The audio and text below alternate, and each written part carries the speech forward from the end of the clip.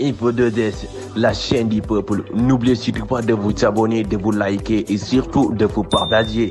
Merci. kii di Yoro Dia Jakub ancien ministre conseiller yëkkati na ay kàddu daal di koy jëmale ci rapport IGF bi nga xam ne si lañ daal di épinglé kii di Mimi Touré te ñu daal di wax ne daal di nañ koy transmettre waa pôle judiciaire et financier kii di Yoro Dia daal di na ci yëkkati ay kàddu daal di ciy ŋàññ bu baax premier ministre bii di Ousmane Sonko jëmale ko ci taxawaayam jëmale ko ci dossier boobee. Monsieur Ousmane Sonko, il est premier ministre depuis 2 ans. Il va pas nous dire que mi ngi door a xam rapport bi.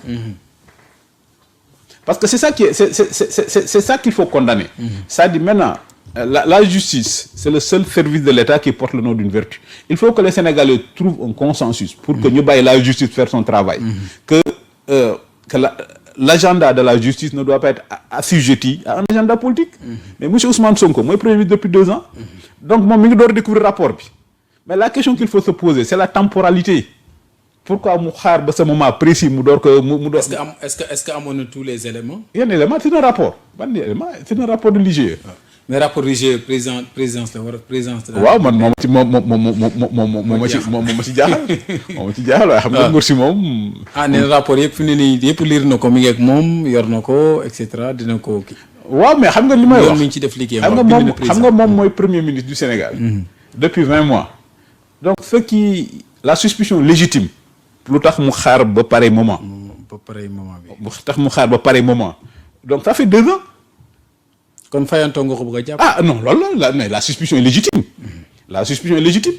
Mais jàpp nga ne est-ce que am na doole ci justice parce que moom dañuy gis chaque fois. non mais day attaqué ne day mel ne magistrature bi maanaam justice bi daal dañ ko xaw a sax maanaam soppantal ba boo xoolee Abass Fall sax mi ngi métti lu le fait que ñu libéré Bougar Diouf parce que jàpp na ne xëy na y a une main derrière et cetera. gis nga Sénégal loolu moo fi changé. Les gens qui étaient au niveau de l'État ils respectaient les institutions de l'État. Aujourd'hui ce sont les gens qui incarnent l'État qui veulent détruire l'État. ñoom bi ñu nekkee dans l'opposition ils ont voulu détruire l'État par l'insurrection.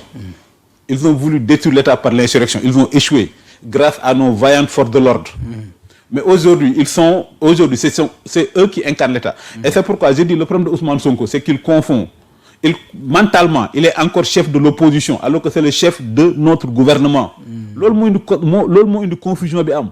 Ousmane Sonko est le premier ministre du Sénégal, c'est le chef du gouvernement, c'est le chef de l'administration, mais il se comporte comme un chef de clan. Il se comporte comme un chef de clan. Opposition tamit waruñu def seen liggéey tamit bañ a seetaan loolu aussi. ñun suñu liggéey la seule différence ñun on s'est promis de reprendre le pouvoir en 2029 sans violence, sans insulte, sans cocktail molotov.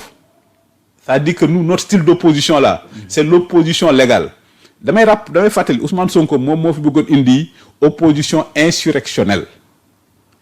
C'est ça la grandeur de notre état du Sénégal jàpp ko dugal ko ci gaso bi def jubbanti mooy lan ni ko fii Sénégal opposition légale moo fi am boo bëggee dem pouvoir da ngay dem élection mu génn jubbanti nekk dans le droit chemin bi mu nekk dans le droit chemin la dem élection gagné ñun ñëpp on reconnaît que Bassirou Diomaye Faye mooy président du Sénégal. Ousmane Sonko mooy le premier ministre du Sénégal mooy le chef du gouvernement. Donc nous c'est ça notre style d'opposition. Inch'Allah ala kulli haalin 2029 nañ jëlaat pouvoir bi. te du am violence du am dara. parce que loolu 2029 moom déjà moom candidat la bëgg a doon. waaw parce que loolu mooy dugg Sénégal déedéet xam nga def naa tweet. bi mu ne rien. rien ne peut m'empêcher d'être candidat. mais dama ko ci yokkal. rien ni personne sauf la loi. gis naa surtout. waaw rien xam nga moom rien la wax. ma yokkal ko ci ni personne sauf la loi. c'est-à-dire loolu mooy Sénégal on peut être fier de nos magistrats maintenant homme politique yi nag ñoo xaw a bizarre. est-ce que njortu ci candidature am ñu jàpp ne xëy na mën na am benn gàllankoor. mais moo tax sama tweet bi demut ay avocat te moo demut ay avocat. mais ku dem 2024 nag docteur. déedéet mais c'est là où le droit est important. 2024 li ñu war a wax Sénégalais yi mooy le conseil ne s'est pas prononcé dans le fond. Le conseil a dit ñi nga xam ne ñoo introduit recours bi pour Ousmane Bañu Sonko nekk candidat yéen vous n'êtes pas fondé à le faire parce que comme on dit en droit la forme tient le fond. comprendre nga fi may waxee la forme tient le fond le conseil a dit ñi nga xam ni da ngeen def recours pour Ousmane Sonko bañ a nekk ci liste yi vous n'êtes pas fondé à le faire dafa mel ni man mi rek en tant que sénégalais ma bindoon conseil constitutionnel le conseil constitutionnel va gentiment me répondre il faut nga am habilitation il faut nga oui mais le droit c'est la forme man mi tey jii ma bindoon conseil constitutionnel sur des questions de constitutionnalité le conseil constitutionnel va me dire monsieur vous êtes bien gentil mais vous n'êtes pas habilité à me saisir donc c'est ça qui s'est passé en 2024 il faut ñu leeral ko sa candidature le conseil s'est contenté à se limiter à la forme et puis et je pense que le conseil a raison monsieur vous n'êtes pas fondé à entreprendre cette démarche et donc on ne se prononce pas sur le fond donc c'est ça le droit Ousmane Sonko dafa war a fonk magistrat yi parce que magistrat yi ñoo ko sauvé. mais waxul ñëpp nag de dana ñenn ñi. déedéet non mais c'est-à-dire que moom li may wax sa conception de la magistrature. moom lañ doon wax en France la lettre de cachet. la lettre de cachet xam nga la mooy la lettre de cachet. mooy lan le roi de France. da daan jël benn bout de feuille bu ci bindee sa tur amul enquête amul procédure amul dara dañ lay jàpp tëj la ci kaso bi ba mu génnee wàll mooy la lettre de cachet Ousmane Sonko loolu bëgg wax na fi ci campagne bi way man maay premier ministre. ba mu ne procureur général jàppal diw dala war a jàpp. wax ñoom Farba ak ñoom ñëpp. waaw mais boo gisee c'est-à-dire que. ay ñoom Lat Diop. j'en profite pour dellu leen njukkal. les premiers magistrats du Sénégal ñoom Ousmane Camara. d'ailleurs ñi nga wax ne Badara Gadiaga est libre mais nag mi ngi xaar signature président chambre d'accusation pour sortir prison aujourd'hui ou demain en tout cas loolu jëm ci aussi arrestation. xam nga fi suñu magistrature. ñi ko def moo ñoom Ousmane Goundiam ay Kéba Mbaye ay Ousmane Camara ak Diop le juge Henri Diop là qui avait condamné Karim Wade donc c'est ak ñoom Leyti Kama. c'est-à-dire le Sénégal a de longues contrairement aux autres pays là voisins là le Sénégal a de longues traditions de magistrature et de droit. et c'est pourquoi Ousmane Sonko magistrat yi ñoo ko sauvé.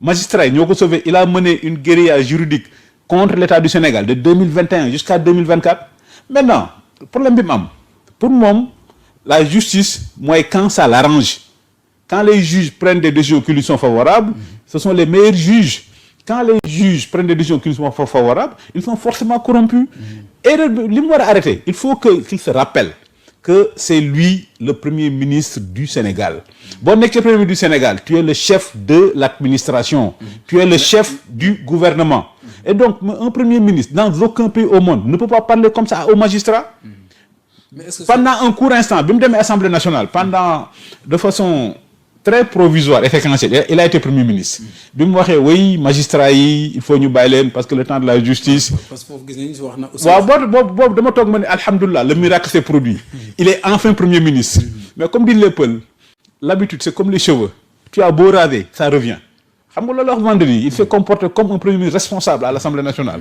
mais dimanche ma demaat fa lu nekk moo xam magistrat yi donc il faut pas qu'il oublie que c'est le chef de l'administration c'est le chef de l'administration c'est le chef du gouvernement donc il faut qu'il se comporte comme tel maintenant c'est ça la justice comme on dit le président a renforcé ses pouvoirs même comme on dit selon que vous soyez riche ou pauvre la justice vous rendra blanc ou noir maintenant selon que vous soyez président de la République ou premier ministre la justice aussi vous rendra blanc ou noir quand Macky Sall a voulu renvoyer les élections mais les magistrats ont dit non on dit niet quand Sonko a introduit son rabat d'arrêt parce qu'il pensait que c'est le premier ministre les magistrats ont dit le droit Sénégal c'est un état de droit ça les magistrats ak loo leen mënti wax ak loo ci mënti xalaat ce qu'ils appliquent c'est des textes c'est pas leur humeur un juge au Sénégal un procureur au Sénégal il te condamne pas il prend pas des décisions selon ses humeurs il prend des décisions selon ses textes quand tu vois le truc Badara Gadiaga nous sommes tous choqués mais la justice va lui donner raison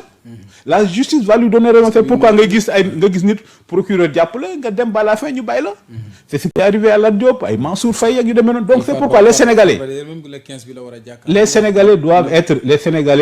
doivent être fiers de leur magistrature les Sénégalais doivent être fiers de leur État les Sénégalais doivent être fiers de leur administration parce que c'est quoi c'est le règne impersonnel de la loi et des choses maintenant homme politique yi nag quand la décision de justice leur est favorable ñu tàccu quand la décision n'est pas favorable ñu ni forcément c'est la magistrature. léegi 2029 bi.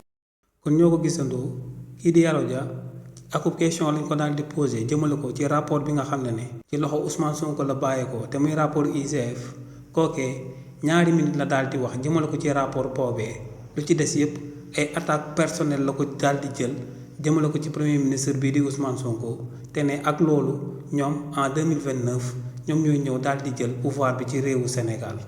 Info 2S, la chaîne du peuple. N'oubliez surtout pas de vous abonner, de vous liker et surtout de vous partager. Merci.